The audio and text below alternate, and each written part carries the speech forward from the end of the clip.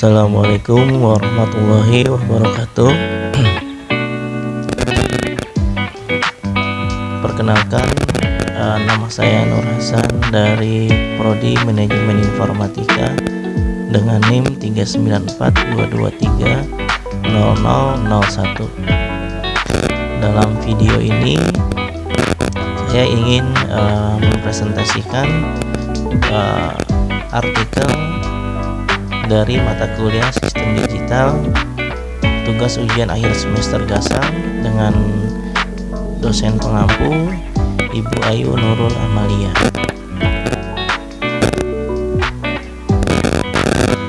Untuk judul dari artikel tersebut, literasi digital dalam pembelajaran daring.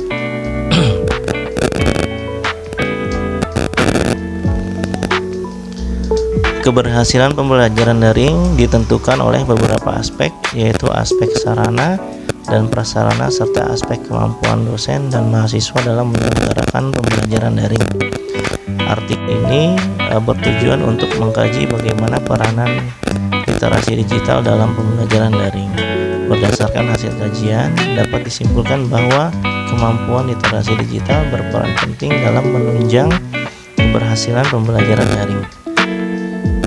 Mahasiswa dengan kemampuan literasi digital yang baik akan berupaya untuk mencari dan mengoleksi informasi yang terpenting dan memahami, mengkomunikasikan dan menyampaikan gagasan-gagasan dalam ruang digital. Selain itu, kemampuan literasi digital akan membuka kesempatan kepada mahasiswa untuk berpikir, berkomunikasi, dan berkarya yang akhirnya bermuara pada kesuksesan belajar mahasiswa. Kemudian dari pendahuluan artikel ini, dalam pandemi COVID-19 menyebabkan perubahan proses pembelajaran dari pembelajaran tatap muka langsung menjadi pembelajaran daring. Perubahan tersebut mengakibatkan munculnya berbagai problematika. Tentu saja problematika suatu pembelajaran perlu dicarikan solusi dan perlu adanya upaya untuk senantiasa meningkatkan mutu pembelajaran. Dinata 2020, pergeseran proses pembelajaran menjadi pembelajaran daring menuntut dosen dan mahasiswa terbiasa dengan pembelajaran daring.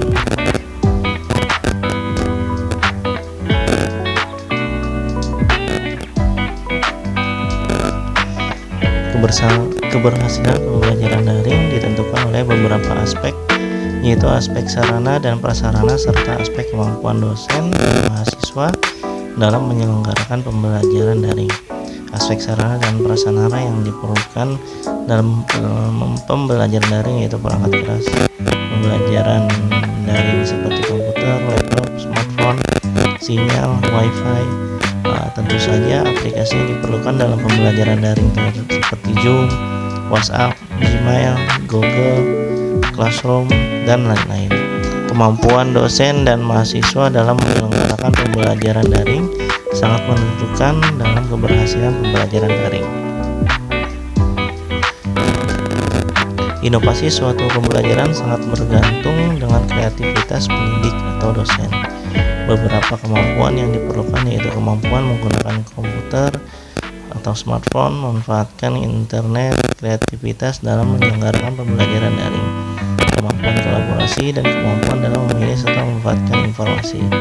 Kemampuan yang telah disebutkan tersebut disebut dengan kemampuan literasi digital. Dengan demikian, kemampuan literasi digital memainkan peranan yang sangat strategis dalam menentukan keberhasilan pembelajaran daring. Artikel ini bertujuan untuk mengkaji bagaimana peranan literasi digital dalam pembelajaran daring. Kajian akan difokuskan pada kajian deskriptif peran literasi digital dalam pembelajaran daring serta akan diperkuat dengan penelitian dan relevan. Dalam kajian teori, pembelajaran mempunyai kata dasar yaitu belajar. Dalam Kamus Besar Bahasa Indonesia, belajar secara bahasa diartikan sebagai suatu usaha untuk memperoleh kepandaian atau ilmu, berlatih, merubah tingkah laku atau tanggapan yang disebabkan oleh pengalaman. Jazzy 1977. menyatakan bahwa belajar terjadi apabila suatu stimulus bersama dengan isi ingatan mempengaruhi siswa sedemikian rupa sehingga perbuatannya berubah dari waktu sebelum ia mengalami situasi itu ke waktu sudah ia mengalami situasi tadi. Kalau menurut Morgan dalam Ratu Manan 2004 menyatakan bahwa belajar adalah setiap perubahan yang relatif menetap dalam tingkah laku yang terjadi sebagai suatu hasil dari latihan atau pengalaman. Berdasarkan pendapat kedua ahli tersebut, dapat disimpulkan bahwa belajar merupakan perubahan yang relatif menetap dalam tingkah laku atau perbuatan sebagai akibat dari suatu stimulus atau hasil dari latihan atau pengalaman. Perubahan yang dimaksud di sini tidak hanya perubahan perilaku, tetapi juga tentang sikap dan kognitif, upaya yang dilakukan oleh pendidik atau dosen untuk membantu seseorang agar dapat memperoleh pengetahuan, skill dan sikap disebut dengan pembelajaran. Jetnya 1977 menyatakan bahwa pembelajaran adalah perangkat peristiwa-peristiwa eksternal yang dirancang untuk mendukung beberapa proses belajar yang bersifat internal. Lebih lanjut, Jetnya 1985 mengatakan mengemukakan bahwa pembelajaran dimaksud untuk menghasilkan belajar. Situasi eksternal harus dirancang sedemikian rupa untuk mengaktifkan, mendukung dan mempertahankan proses internal yang terdapat dalam setiap peristiwa belajar. Hardini dan Puspitasari 2012 ayat 10. Pembelajaran adalah suatu aktivitas yang dengan sengaja untuk memodifikasi berbagai kondisi yang diarahkan untuk tercapainya suatu tujuan, yaitu tercapainya tujuan kurikulum. Dengan demikian, dalam disimpulkan bahwa pembelajaran merupakan proses interaksi seperti didik, peserta didik dan pendidik dan sumber belajar pada suatu lingkungan belajar. Berdasarkan definisi pembelajaran, dapat dikatakan bahwa suatu pembelajaran akan terlaksana jika terdapat dua faktor, yaitu yang pertama adanya interaksi antara pendidik dengan peserta didik, dan yang kedua adanya sumber belajar. Interaksi antara pendidik dengan peserta didik dapat terjadi secara tatap muka langsung atau secara virtual melalui suatu platform tertentu seperti Zoom, Google Meet, dan lain-lain. Sumber belajar dapat berupa buku, modul, diklat, internet, dan lain-lain juga. Sumber belajar yang baik adalah yang sesuai dengan karakteristik peserta didik. Oleh karena itu, pengembangan bahan ajar perlu dilakukan oleh pendidik. Dinata 2020. Oleh karena itu, saat wabah pandemi yang mengharuskan adanya pembatasan sosial, pembelajaran akan tetap dapat dilangsungkan secara virtual dengan menggunakan berbagai platform. Hal yang perlu digarisbawahi adalah pembelajaran secara virtual atau daring mengharuskan adanya interaksi antara pendidik dan peserta didik. Dengan suatu sumber belajar, interaksi yang diharapkan tentu saja adalah interaksi timbal balik. Belajar baik daring atau tetap muka langsung harus ditujukan pada pengembangan kognitif, afektif, dan psikomotor. Dinata 2019.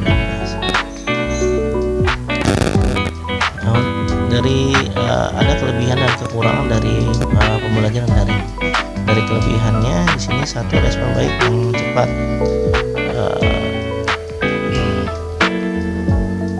Kemudian sudah menjadi sesuatu yang familiar bagi pengajar dan murid, memotivasi pelajar, kemudian penanaman jiwa sosial dengan lingkungan sekitar. Kemudian untuk kekurangannya, kurang cepatnya umpan balik yang dibutuhkan dalam proses pembelajar dan si pengajar. Pengajar perlu waktu lebih lama untuk mempersiapkan diri. Terkadang membuat beberapa orang merasa tidak nyaman. Adanya kemungkinan muncul perilaku frustasi, kecemasan, dan juga bisa terjadi kebingungan.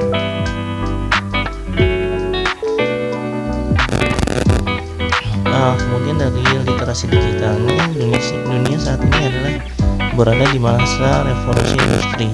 Menurut Krisdianto 2019, beberapa ciri dari revolusi industri adalah Internet of Things, yaitu kecepatan yang dikendalikan oleh internet. Saat ini semua pekerjaan hampir semua terhubung dengan koneksi internet. Ciri selanjutnya adalah big data. Pernahkah kita sadari oleh iklan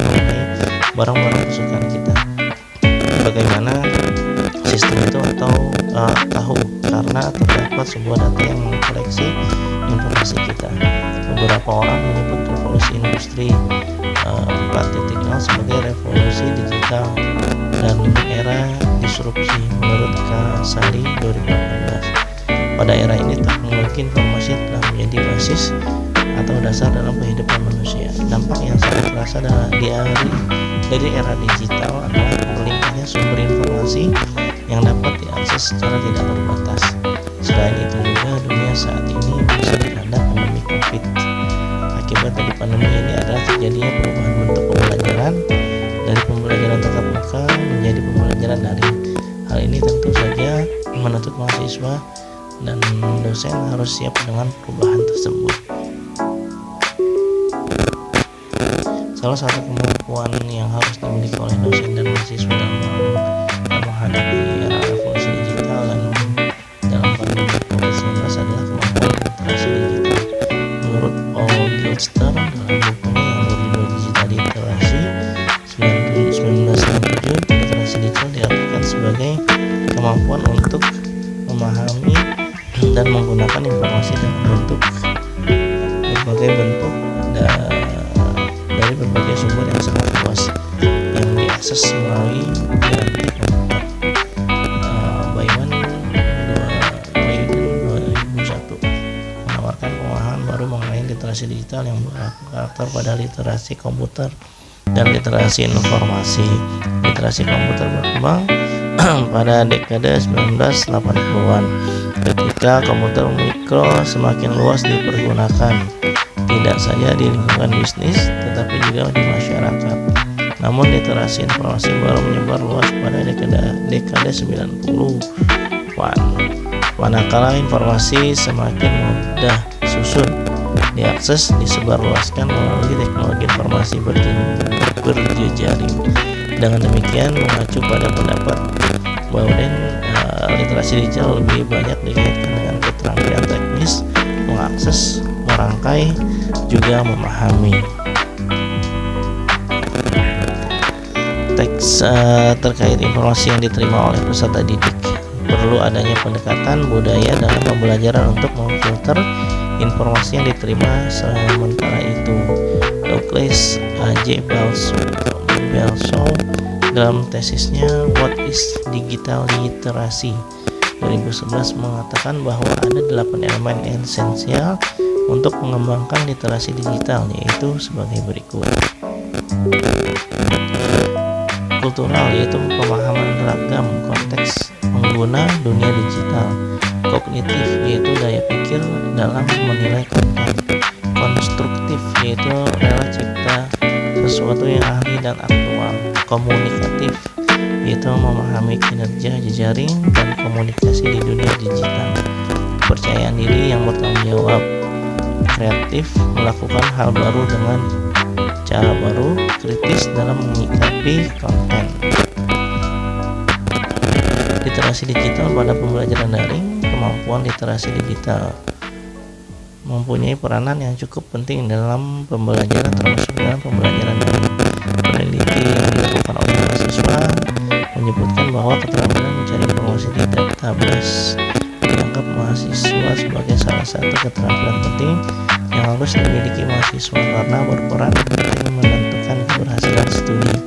Oleh karena itu, mahasiswa dengan kemampuan literasi digital yang baik akan berupaya untuk mencari dan menyeleksi informasi yang penting dan memahami, mengkomunikasikan, dan menyampaikan gagasan-gagasan dalam ruang digital.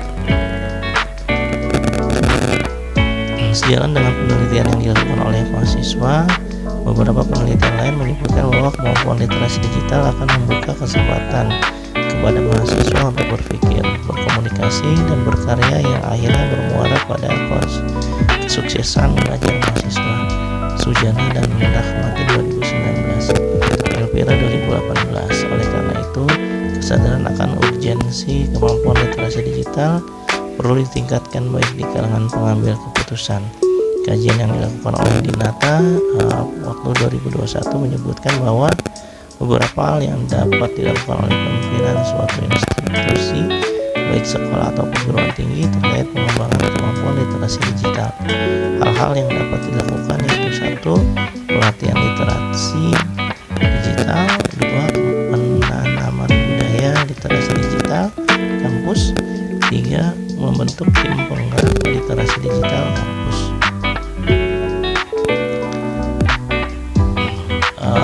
Kesimpulan dari artikel yang tadi disampaikan adalah kemampuan literasi digital berperan penting dalam menunjang keberhasilan pembelajaran daring. Mahasiswa dengan kemampuan literasi digital yang baik akan berupaya untuk mencari dan menyeleksi informasi yang penting dan memahami, mengkomunikasikan, dan menyampaikan gagasan-gagasan dalam ruang digital.